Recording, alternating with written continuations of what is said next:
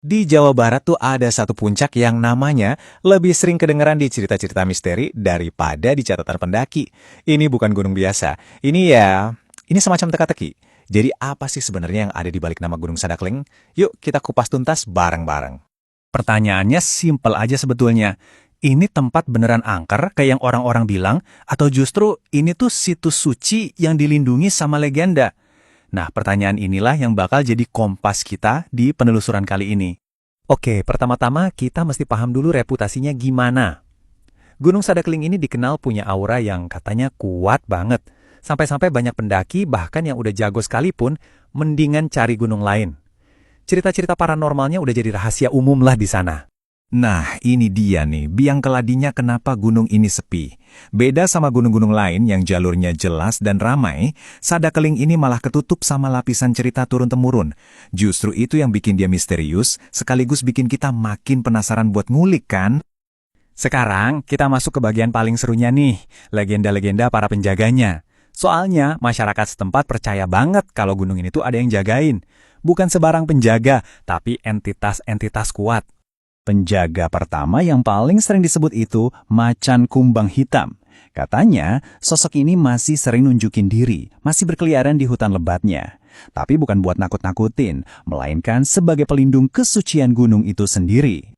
Penjaga kedua ini beda lagi. Dia tinggalnya di sumber air keramat yang namanya Cikahuripan. Konon, ada ular gaib yang mendiami mata air ini, tugasnya ya buat mastiin sumber kehidupan itu tetap murni dan gak diusik. Eits, tapi ceritanya nggak berhenti di situ aja. Ular gaib yang jaga mata air itu katanya bisa berubah wujud jadi batu besar. Dan yang bikin merinding, batu ini konon bisa gerak sendiri pas malam bulan purnama. Seolah-olah jadi tanda kalau dunia mereka lagi aktif-aktifnya. Ternyata penghuninya bukan cuma makhluk gaib loh, ada juga tokoh-tokoh manusia yang legendaris banget. Yang pertama, Ki Sadakeling, yang banyak dipercaya sebagai nama lain dari Prabu Siliwangi. Makamnya yang panjangnya 3 meter, itu konon ada di puncak. Terus yang kedua, ada Raden Ayu Ratmining, seorang bangsawan wanita dengan kisah hidup yang super dramatis. Dan ini dia nih, puncak cerita Raden Ayu Ratmining yang tragis tapi juga magis banget. Karena dituduh berkhianat, dia memilih untuk bunuh diri demi membuktikan kalau dia suci. Dan menurut legenda, darah yang keluar dari tubuhnya itu warnanya putih. Sumpah, yang jadi bukti kalau dia nggak bersalah. Oke, cukup dulu soal legendanya. Sekarang kita geser sedikit ke jejak sejarah yang lebih nyata. Jangan-jangan nih, semua mitos tadi itu akarnya ada di sejarah yang beneran terjadi. Bisa jadi kan? Tahu nggak sih, nama Sadakling itu sendiri punya arti yang dalam banget. Sada itu artinya suara, tapi bukan suara biasa.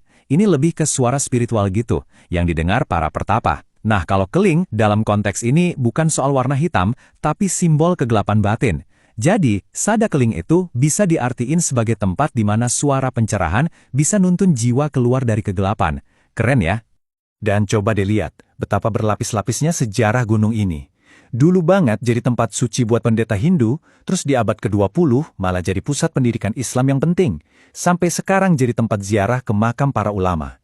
Ini kontras banget kan, antara reputasinya yang angker sama fungsinya sebagai pusat ilmu dan spiritual. Nah, setelah kita tahu ceritanya yang rumit itu, sekarang gimana kalau mau ke sana? Apa aja yang perlu disiapin? Soalnya datang ke gunung ini bukan cuma soal fisik, tapi juga soal perjalanan batin yang butuh rasa hormat tinggi.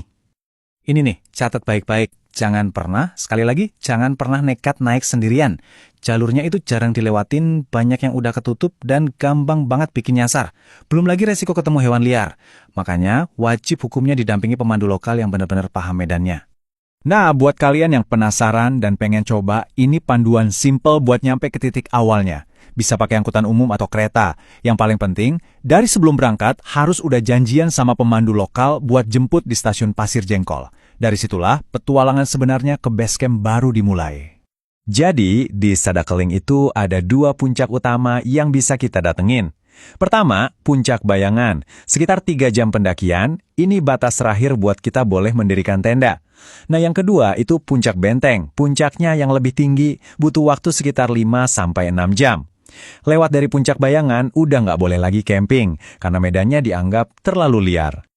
Oke, setelah kita ngumpulin semua kepingan puzzle ini, dari legenda, sejarah, sampai aturan ketatnya, apa sih sebenarnya benang merah dari semua ini? Jadi begini, semua cerita serem yang bikin kita merinding itu, ternyata punya fungsi yang penting banget.